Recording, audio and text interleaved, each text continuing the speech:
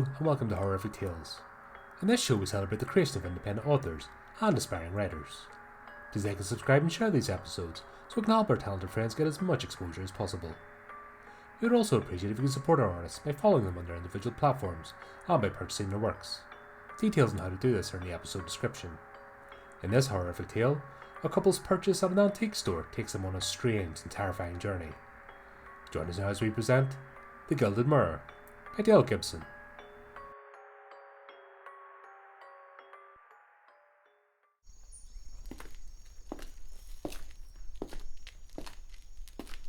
It's a beautiful sunny afternoon until we enter the antique store. An icy cold settles around us as the door seals us in. Outside the front windows, the sky darkens as a black ominous cloud unexpectedly hides the sun away. It unsettles me for some reason. The store smells of old people, mothballs and musky furniture. It's a relatively smaller building compared to the other two antique stores we've just perused. After about 10 minutes of searching, I spot the item I want. A gilded mirror for our bedroom. "What about this one?" I ask my husband Cody. "Yeah, but it looks pricey," he remarks. I look at the price tag and I'm surprised to see it's only $150. It's a little faded with age, but it still retains a gold trim around the border. It has claw feet at the base, and it's leaning up against a dresser drawer since it's probably too heavy to mount onto a wall. There are intricate inscriptions of flowers and leaves running up and down the sides. At the very top is a symbol, a cross inside a star, in the centre of a crown. We approach the elderly man behind the counter, who's busy punching buttons on an ancient-looking calculating machine. "Hello, sorry to disturb you, but I want to inquire about the gilded mirror." "What about it?" he grumps. "I'm just wondering if I've read the price tag correctly." He looks me up and down with a toothy grin, giving me the creeps for some reason. "Oh, that one. You read it right. I dropped the price because it's not selling for some reason." "Okay, I think it'd be perfect for our bedroom," I remark. "Would you take 100 for it?" Cody asks. Make it 125, the owner mutters. "How about, since it's not selling, we'll take it off your hands for 115? Cody smiles. "Deal," says the old man. "It's a real bargain. It's very old and heavy, so you'll need both of you to carry it since my trolley's busted and I have a sore back." Cody chimes in. "I'll swing the car round the back and we'll lay it down in the back seat." As we're driving home with Cody at the steering wheel, I can't stop peering back at the mirror. Something about it pleases me, whether it's due to the fact it's an old relic from another era, or because I usually become a bit obsessed whenever I purchase new items for the house. A week later, I'm in our bedroom upstairs, readying myself for our dinner date. It's 5 p.m. I'm kneeling on the floor in front of the mirror using the hair straighteners, when I hear tapping coming from somewhere inside the room. I lean in close to the mirror, and sure enough, it's coming from there. I look behind it in case it's a rodent, however, there's nothing there to explain the sounds. I scamper down to Cody, and I find him in the kitchen pouring himself a glass of Merlot. "Whoa, what's up?" he asks as I nearly collide into him. "You look like you've seen a ghost." "It's nothing," I say, omitting the truth. "I'm just wondering how much longer you're going to be. Our reservation is at 6 o'clock and I don't want to be late," I say, distracting him.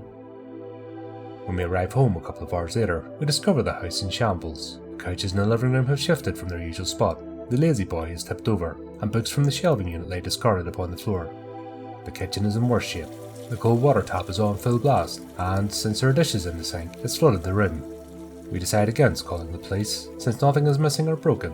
With everything back in its rightful place, we dry the floor with towels. I'm in bed reading, and Cody's finishing off paperwork in his home office. Suddenly, I hear the tapping sound again. This time it's much louder, more like a slight knocking. I switch off the bedside lamp and snuggle in bed, ignoring it. I'm woken by the sound of voices in the room, but I know I must be dreaming, so I drift back to sleep. I toss and turn the rest of the night. When I wake in the morning, Cody's in the shower. I have chores to catch up on, so I dress and make my way to the kitchen. I switch on the kettle. While I'm pouring cereal into a bowl, I hear a horrendous crash above me. Thinking that perhaps Cody's fallen over, I race up the staircase. I'm horrified to discover all our picture frames in the hallway are shattered to pieces on the floor. "The fuck?" I'm frozen in place. Cody races out of our bedroom. "What happened?" he asks. "I don't know, I found it this way." It takes a while to clean up the mess. After bending the bits of glass and damaged frames, we sit down to have coffee and to contemplate. It must have been an earthquake, Cody's hypothesizing. But that doesn't make sense, because other items would have fallen over too. I just nod, lost in my own thoughts. My coffee is cold. I'm shaking, and I don't know what is unsettling me. I have a bad feeling churning away inside my guts.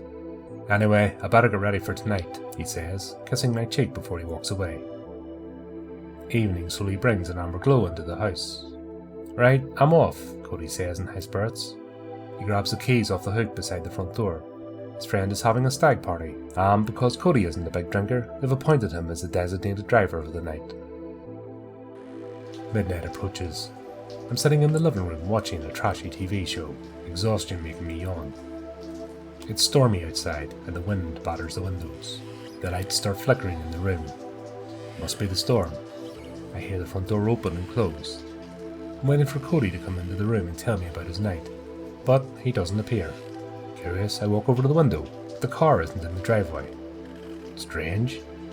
I'm certain I heard him arriving home. I've just settled back on the couch when all of a sudden a loud thump on the floor above me has me instantly on high alert. It must be coming from our bedroom. I uncurl myself from the seat so I can go upstairs to investigate.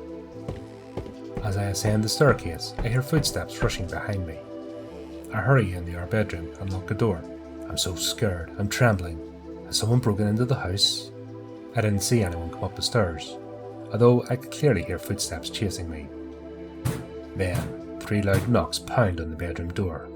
I jump onto the bed, freaking out. In my haste to check out the noise, I've left my cell phone downstairs, and we don't have a landline, or I'd call Cody. 3 loud knocks in the closet have me hiding behind the armchair in the corner of the room. The knocking continues, this time on the closed ensuite door. Slowly, I rise to leave the room. I've had enough. When I pass by the mirror, I'm stopped dead in my tracks. There are people gathering inside the mirror. At first they appear as black shadowy figures. I can't pull my eyes away from the scene. I'm beyond confused by what I'm seeing as they morph into people cloaked in black. I touch the glass gently, and it feels like water. I reach my hand through, but instantly pull it back in horror. I'm propelled forward. I can't stop myself. I walk right into the mirror. I wake, and I'm outside on the front lawn. As the rain hits my face, I sit up dazed and bewildered. I run back inside and lock the door, backed up against it, dripping water onto the floor. I try to catch my breath. I grab my cell phone from the living room. I'm about to call Cody, but I decide against it, not wanting to ruin his night. I wait in the living room, and eventually I must have fallen asleep, because sometimes later Cody's shaking me awake. "Babe, you're soaking wet," he remarks as he pulls me to my feet. "What happened to you?" I can't reply because my teeth are chattering. He turns on the shower. The warm water disperses some of the biting cold. Later, we're in bed and I can't stop ruminating. How did I end up outside? I know I should tell Cody what happened, but he'll think I'm crazy. Things settle down for a few days. Nothing weird transpires. However, 4 days later, we're sitting at the table eating dinner, when out of nowhere, all the cupboards in the kitchen fly open of their own volition. Tins of food, glassware and crockery become airborne. They hover in mid-air before crashing to the ground. Cody gets up to examine the mess, when he's violently knocked flat onto his backside by an invisible force. I rush over to help him off the floor. "What the hell? What's happening?" he barks. He looks terrified. His eyes are the size of plates. "I don't know," I cry. "This has been going on ever since we bought that damn mirror. I think we need to get rid of it," I say with tears welling in my eyes. I'm overwhelmed about Cody being knocked over. It's getting out of hand. "What are you talking about? What things?" he blurts. "It doesn't matter. Let's just forget about it for now. I'll ring the antique place in the morning and talk to the owner. He might have an explanation," I say as a cold chill passes through me, like someone just walked over my grave. We decide to hunker down in the living room on the fold-out bed because I don't want to be in our bedroom after everything that's been going on. "I think you're withholding information from me," Cody states as his face heats in anger. I've never seen Cody act this way before. It's very disturbing. "Look, I'm sure there's nothing to worry about," I say, trying to placate him. The next day, and while Cody's in town, I call the antique store. I'm perplexed when a recording says the number is inactive and the check have dialed correctly. Perhaps there's a problem with the connection. I decide that when Cody gets back, I'll pop over to the store. He returns home not long after. I drive into town. Although I would have liked Cody to accompany me, he has work to do, and I didn't want to bother him with this bizarre situation. It's a 20-minute drive to the store. However, when I make it there, it's completely abandoned. There's a grate covering the door, and when I gaze in through the windows, the place is empty. In fact, it looks like it's been closed for years. This makes no sense. An unnerving feeling pervades me as I walk back to the car. I can't shake the unease gripping me. Though the afternoon sun warms my face as I drive, it doesn't lift my mood. Aggressively I slam on the brakes, because in the rearview mirror I can see someone sitting in the back seat. Slowly I turn my head to look, but there's no one there. I race home, a mortified mess. As twilight descends, I'm making dinner, and Cody rushes in through the front door, looking dishevelled, his skin pallid, and he's shivering. What the heck, Cody? What's the matter? You need to come and see this. It's amazing. He drags me by my hand up the stairs to our bedroom. He approaches the mirror and places his hands on its surface. What's this? He says. He walks through the mirror and vanishes. A few minutes later the front door opens and closes, and I hear Cody's footsteps running up the staircase. He bursts into the room. Did you see it? Cody asks. Yes, I did, I remark, a bit abruptly. You don't look shocked. You already knew about the mirror, didn't you? Yes, I did, but I didn't want to concern you. I don't think we should be messing with this anymore. I went into town this afternoon to see the man at the store, but the place is shut down. It's like it's been that way for years. I'm only there a couple of weeks ago. Why didn't you say anything? You shouldn't hide things from me. I'll be downstairs if you need me. Right now I'm too angry to talk to you, he says, stomping off. I go over to the mirror and put my hand against it, but it's solid. I run myself a bath and have a nice long soak to calm myself. After I'm done, I go downstairs to talk to Cody, but I can't find him anywhere. I check outside and the car is gone. I venture back to our bedroom, and the mirror has gone too. Did he take it away? Several hours later, he returns. He's startled when he sees me sitting in semi-darkness in the living room. Hell, you give me a fright, he says. He walks into the kitchen, pours a glass of wine, and then he sits down at the dinner table. Where have you been? I asked sullenly. I got rid of the mirror. It's dangerous. Been at the library researching them, and what I've learned is very frightening. It's a portal of some kind, he says, taking a long gulp of his drink. A what? What's a portal? Well, in some cultures, mirrors are considered to be gateways to other realms and dimensions. Spirits can become trapped inside the mirror, while others have the ability to come and go as they please. Apparently you're supposed to cover them so entities can't use it. I think we messed up, babe. I dumped it. I left it under the overpass. If someone wants it, they can help themselves. It's not our problem anymore. Okay, I agree you did the right thing, but you could have told me. How did you lift it when it took both of us to move it? Weirdly, it wasn't heavy at all. It was light to carry, actually. Anyway, it's late. I'm bushed. Let's go to bed. When we enter our bedroom, the mirror is standing against the wall. Oh my god, I swear I got rid of it. I just don't get it, Cody says, plunging down in the bed, heavy with burden. I'm staring at the mirror, because inside it I can see a group of figures in black sitting in a circle. They're chanting and signing in a language I can't comprehend. Cody doesn't seem to see them. As if by some unseen power, I'm pulled towards the mirror. I touch the glass and my hand goes through. Should we try it out just one more time? I ask without waiting for an answer. I walk into the mirror, right into the middle of the circle of people. They're wearing black cloaks, and they have their faces covered by a thin veil. I can't see their features. I look back and I see Cody watching, but he doesn't come through the mirror. They all converge on me, and I scream in terror as I'm thrown to the ground, knocking my head on a rock. I come to on a cold concrete floor. The air is stagnant and smells putrid. I'm in a tiny room lit by several red candles. The cloaked figures stand round watching me intently. Their faces are wrinkled with old age. They look ancient. Sulphur burns my nostrils and stings my eyes. There's a gilded mirror on the wall across from me. I see Cody, and he looks frantic. He's knocking on the mirror, screaming my name over and over. I yell at him to help, but he doesn't seem to hear me. Eventually the spirits of the mirror leave me, and they walk away. I hear the door lock behind him. Cody is holding his hand up to the glass. I go over and touch it. Helen, I can see you. Please come back. I need you, he sobs.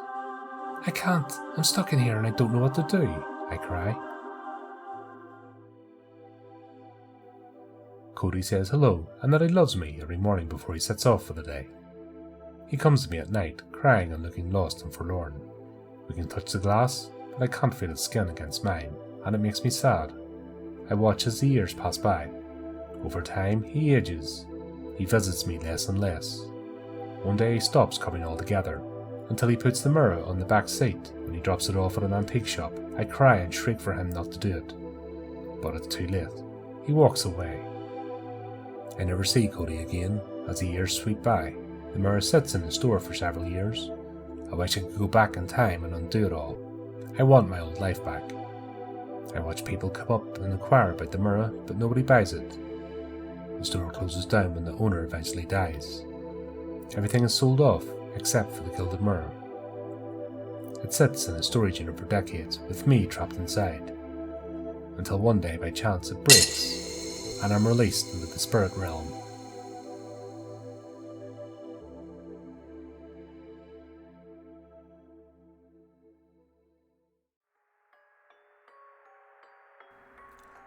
Well, we hope that you enjoyed our latest horrific tale.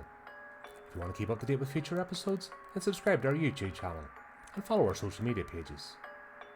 You can also give the channel support by visiting our merchandise store and picking up some of our items. We would also appreciate it if you took a moment to support our contributing artists, who very kindly lend their talents to the show. Check out the links in the description to see how you can do this. Well, that just leaves me to say, until next time my friends, keep it creepy, keep it horrific.